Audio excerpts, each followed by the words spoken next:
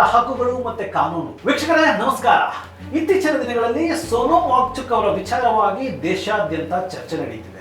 ಒಬ್ಬ ವ್ಯಕ್ತಿ ಶಾಂತಿಯುತವಾಗಿ ಪ್ರತಿಭಟನೆ ನಡೆಸುತ್ತಿರುವಾಗ ಅವರ ಇಚ್ಛೆಗೆ ವಿರುದ್ಧವಾಗಿ ಅವರನ್ನ ಆಸ್ಪತ್ರೆಗೆ ಸೇರಿಸುವುದು ಅಥವಾ ಬಲವಂತವಾಗಿ ಆಹಾರ ನೀಡುವಂತಹ ಪ್ರಕ್ರಿಯೆ ಕಾನೂನುಬದ್ಧವೇ ಎಂದು ಕಾನೂನಿನ ದೃಷ್ಟಿಕೋನದಲ್ಲಿ ಒಂದು ವಿಡಿಯೋವನ್ನ ನೋಡ್ಕೊಂಡು ಬರೋಣ ಬನ್ನಿ. ಹಿಂದೆ ಆತ್ಮಹತ್ಯೆಗೆ ಯತ್ನಿಸುವುದು ಶಿಕ್ಷಾರ್ಹ ಅಪರಾಧವಾಗಿತ್ತು. ಆದರೆ ಇಂದಿನ ಕಾನೂನಿನ ಪ್ರಕಾರ ಹೊಸ ಸಂಹಿತೆ ಸೆಕ್ಷನ್ 226 ಪ್ರಕಾರ ಒಬ್ಬ ಸಾರ್ವಜನಿಕ ಸೇವಕರ ಮೇಲೆ ಒತ್ತಡ ಹೇರಲು ನಡೆಸುವಂತಹ ಅಮರಣಂತಹ ಉಪವಾಸವನ್ನ ಆತ್ಮಹತ್ಯೆಯ ಪ್ರಯತ್ನ ಎಂದು ಪರಿಗಣಿಸಲಾಗುತ್ತದೆ. ಪ್ಯಾರೆಂಟ್ಸ್ ಪ್ಯಾಟ್ರಿಯಾ ತತ್ವ, ರಾಜ್ಯವು ತನ್ನ ಪ್ರಜೆಗಳ ರಕ್ಷಕನಾಗಲು ಅವಕಾಶವಿದೆ. ಆದರೆ ಒಬ್ಬ ವ್ಯಕ್ತಿ ಮಾನಸಿಕವಾಗಿ ಸದೃಢರಾಗಿದ್ದರೆ ಮತ್ತು ಸ್ವತಂತ್ರ ನಿರ್ಧಾರವನ್ನ ತೆಗೆದುಕೊಳ್ಳುವಂತಹ ಸಾಮರ್ಥ್ಯ ಹೊಂದಿದ್ದರೆ, ವೈದ್ಯಕೀಯ ತುರ್ತು ಪರಿಸ್ಥಿತಿ ಇಲ್ಲದೆ ಅವರ ದೇಹದ ಸಾವಿತ್ರ್ಯವನ್ನ ಕಸಿದುಕೊಳ್ಳಲು ಸಾಧ್ಯವಿಲ್ಲ.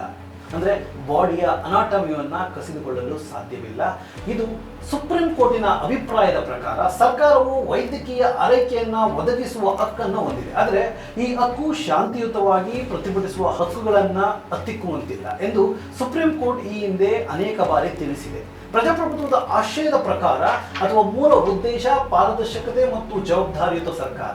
ಪ್ರಜೆಗಳು ತಮ್ಮ ಸರ್ಕಾರದೊಂದಿಗೆ ಮುಕ್ತವಾಗಿ ಸಂವಹನ ನಡೆಸುವಂತಹ ವಾತಾವರಣ ಇರಬೇಕು ಎಂಬುದನ್ನ ಇಲ್ಲಿ ಒತ್ತಿ ಹೇಳಲಾಗಿದೆ. ಒಟ್ಟಾರೆ ಹೇಳುವುದಾದರೆ ಭಿನ್ನಾಭಿಪ್ರಾಯಗಳು ವ್ಯಕ್ತಪಡಿಸುವುದು ಮತ್ತೆ ಅದನ್ನು ಗೌರವಿಸುವುದು ಪ್ರಜಾಪ್ರಭುತ್ವದ ಆರೋಗ್ಯದ ಸಂಕೇತ. ಹೆಚ್ಚಿನ ಮಾಹಿತಿಗಾಗಿ ವಿಜಯವಾಹಿನಿಯನ್ನು ವೀಕ್ಷಿಸ್ತಾ ಇರಿ. ಮತ್ತೆ ಬರ್ತೀನಿ. ನಮಸ್ಕಾರ.